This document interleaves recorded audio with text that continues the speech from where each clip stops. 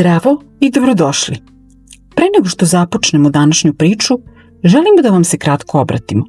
Ako su vam ove priče više od običnog slušanja, ako vas podsjećaju na ljudskost, saosećanje i one male tihe trenutke koje nas menjaju, pozivamo vas da se pretplatite na kanal i uključite obaveštenja. To je za vas samo jedan klik, a za nas znak da ovaj prostor ima smisla i da zajedno gradimo zajednicu koja veruje u prave vrednosti. Vaša podrška nam daje snagu da nastavimo da otkrivamo i delimo priče koje često ostaju neprimećene. A sada ostanite sa nama. Pred vama je priča koja ne viče, ali se duboko čuje. Priča koja dugo ostaje u srcu. Pa da počnemo. Snežana je sedela u svojoj maloj kuhinji na istoj stolici na kojoj je sedela već 20 godina. Drvena, izlizana, sa jednom nogom koja se lagano ljuljala ako se čovjek ne namesti pažljivo. Ispred nje tanjir tople supe. Ništa posebno. Voda, kocka iz kesice, nekoliko mrvica koje su nekada bile rezanci. Ali to je bilo sve. Jedina hrana koju je tog dana imala. Posljednja kesica iz ormarića. Posljednja kocka supe. Posljednji komad hleba. Onaj koji se već malo osušio, ali i dalje mirisao na brašno i dom. Penzija joj je bila mala. Toliko mala da je već godinama nije delila na dane, nego na probleme. Prvo lekovi, onda struja, onda šta ostane? Ako ostane. Još 10 dana do sledeće penzije. Fioka sa lekovima je bila puna, dok je ormarić sa hranom bio prazan. Ipak, supu je sipala u stari, duboki tanjir, onaj sa cvetnim šarama koje su izbledele, kao da sprema ručak za goste. Navika, valjda. Televizor je tiho brujao u pozadini. Neke dnevne vesti. Neki ljudi koji su pričali o brojkama koje Snežana više nije razumela. Milioni, milijarde. Njen svet se merio u kašikama. Kada je ustala da uzme hleb, pogled joj je slučajno pao kroz prozor. Ispred zgrade dečak. Sedao je na klupi, onako ukočeno, kao da se plaši da zauzme previše mesta. Mokra kosa lepila mu se za čelo. Tanka jakna, nedovoljna za ovo vreme. Pored njega plastična kesa. Prazna ili skoro prazna. Ali nije to bilo ono što ju je zaustavilo. Bio je to njegov pogled. Pogled koji nije pripadao detetu. Gladan, ali ne samo stomakom. Prazan, umoran, pogled nekoga ko je prerano prestao da očekuje.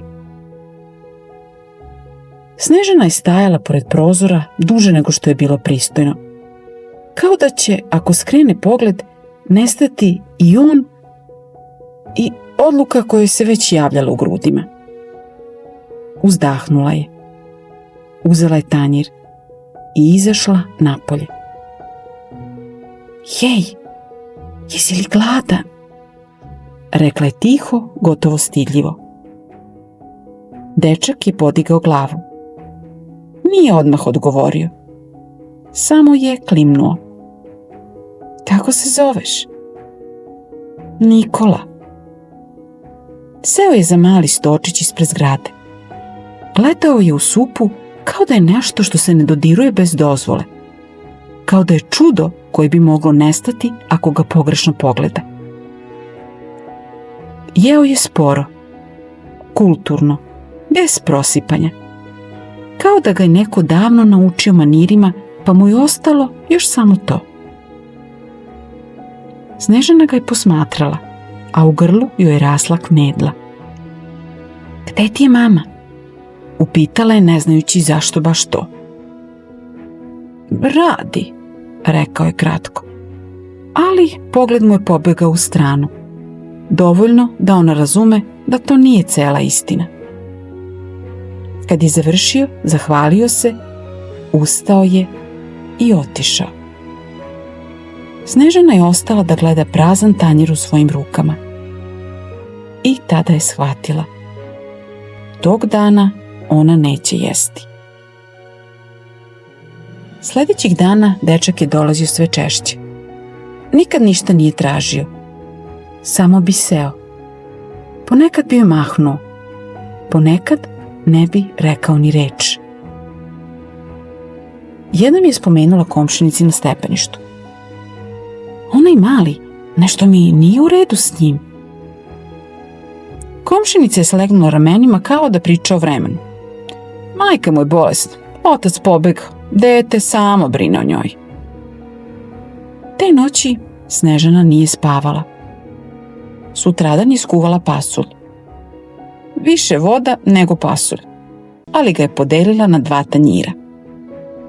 Još 3 dana do penzije. Frižider prazan. Samo jedno jaje i malo brašna.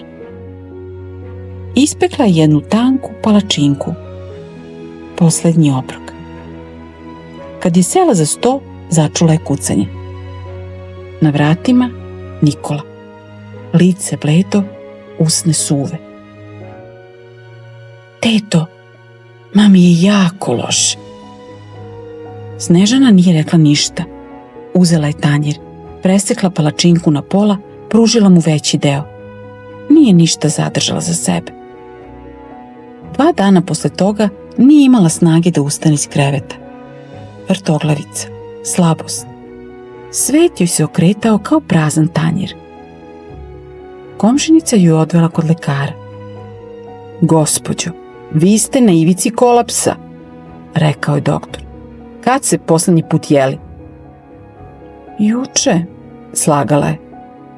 Ali njeno telo nije pristajalo da učestvuje u toj laži. 3. dana neko je pozvonio. Na vratima mlada žena i Nikola. Žena je plakala. Vi ste spasli mog sina, rekla je. I mene. Ispostavilo se da je to majka koja je bila teško bolesna. Bez novca. Bez pomoći. A Nikola je svaki dan sa njom delio hranu koju mu je Snežana davala. Ponekad je sve donosio kući. Ništa nije ostavljao za sebe. Žena je spustila kesu na sto. Hrana, lekovi. U rukama je držala kovertu. Ovo je od mog brata iz Nemačke, a ovo je za vas. U koverti novac dovoljan za nekoliko meseci. Snežana je ćutala, a Nikola joj tiho rekao. Teto, kad porastem, ja ću tebi da kuvam svaki dan. I tada je shvatila. Ponekad, kad daš poslednji zalogaj, Bog ti vrati ceo 100. Dragi moji, da li mislite da još uvek umemo da primetimo one koji daju i onda kada sami nemaju ništa? One koji ne traže aplauz, već samo tišinu i dostojanstvo. Možda i u vašem kraju postoji neka Snežana, neko kome danas znači više pažnja nego novac.